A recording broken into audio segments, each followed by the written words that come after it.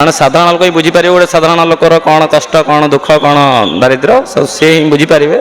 ସେ ଜଣେ ଅମାୟିକ ବ୍ୟକ୍ତିତ୍ୱ ମୋହନ ମାଝୀ ସେ ଶିକ୍ଷକ ଥିଲେ ସରସ୍ୱତୀ ଶିଶୁ ମନ୍ଦିର ତାଙ୍କର ଇନିସିଆଲ ଡେଜ୍ରେ। ଭଲ କରିବେ, ସେ ବହୁତ ହି ଭଲ କରିବେ।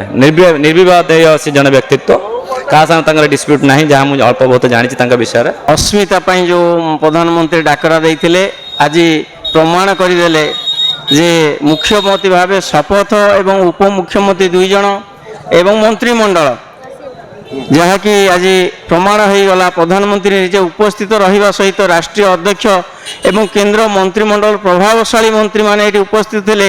ଆଜି ସତେ ଜଣାପଡ଼ୁଥିଲା ଯାହାକି ପ୍ରଧାନମନ୍ତ୍ରୀଙ୍କ ଡାକରା ଥିଲା 5 ବର୍ଷରେ ଓଡ଼ିଶାକୁ ନମ୍ବର 1 କରିବେ, ତାହା କରିବା ପାଇଁ ସଫଳ ହେବ। ନୂଆ ଓଡ଼ିଶା ଗଠନ ହେବ, ଯାହାକି ନୂଆ ମୁଖ୍ୟମନ୍ତ୍ରୀଙ୍କ ନେତୃତ୍ୱରେ ଏବଂ ଭାରତୀୟ ଜନତା ପାର୍ଟି ସରକାର ଓଡ଼ିଶାକୁ ଦିଗ୍ଦର୍ଶନ ଦେବ। ସମୃଦ୍ଧ ଓଡ଼ିଶା, ବିକଶିତ ଓଡ଼ିଶାରେ ପରିଣତ ହେବ, ନିଶ୍ଚିନ୍ତ ସଫଳ ହେବ। ଯାହାକି ପ୍ରଧାନମନ୍ତ୍ରୀ କହିଛନ୍ତି ଯେ 3200 ଟଙ୍କା ଧାନ କୁଇଣ୍ଟାଲ ପ୍ରତି ଏବଂ ଅନ୍ୟାନ୍ୟ ଯେଉଁ ସୁବିଧା ସୁଯୋଗ ପ୍ରଦାନ କରାଯିବ, ତା ଆମ ସରକାର ନିଶ୍ଚିନ୍ତ ଭାବେ ସଫଳ କରିବ। 24 ବର୍ଷର କୁଶାସନରେ ଜନସାଧାରଣ ଅତିଷ୍ଠ ହୋଇଯାଇଥିଲେ, ଯାହାଫଳରେ ଗୋଟେ ସମୁଦ୍ର ଯେମିତି ସୁନାମି ଆସେ ସେମିତି ଗୋଟେ ପରିବର୍ତ୍ତନ ଆସିଲା ଓଡ଼ିଶାରେ। ଆଉ ଆଗାମୀ ଦିନରେ ଡବଲ ଇଞ୍ଜିନରେ ନିଶ୍ଚୟ ଭଲ ହେବ। ଆଉ ଲୋକଙ୍କର ଜନହିତକର କାର୍ଯ୍ୟ ସବୁ ଲୋକଙ୍କ ପାଖରେ ଠିକ୍ ସମୟରେ ପହଞ୍ଚିବ, ତା ସହିତ ରାଜ୍ୟର ମଧ୍ୟ ଉନ୍ନତି ହେବ।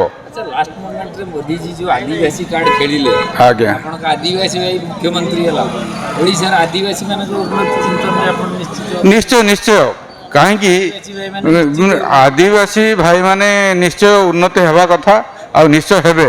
तेणुक मोदी 2 वर्ष तले श्रीमती द्रौपदी मुर्मू को से गोटे आदिवासी महिला हेले मध्य देशर सर्वोच्च पदवी देते राष्ट्रपति। तापरे बीजेपी सरकार प्रथम ओडिशार बीजेपी सरकार रे जड़े आदिवासी भाई को से मुख्यमंत्री भाव जो दायित्व देले से महानीयता जना पड़ी। आदिवासी प्रति जिते प्रीति सेटा समस्ते जानतु। आउ आदिवासी भाई भौणी माने मोदी सहित मिसी आगू को केमिति ओडिशा रे गोटे सुंदर ओडिशा गठन करवा से दिगरे साहाय्य करंतु।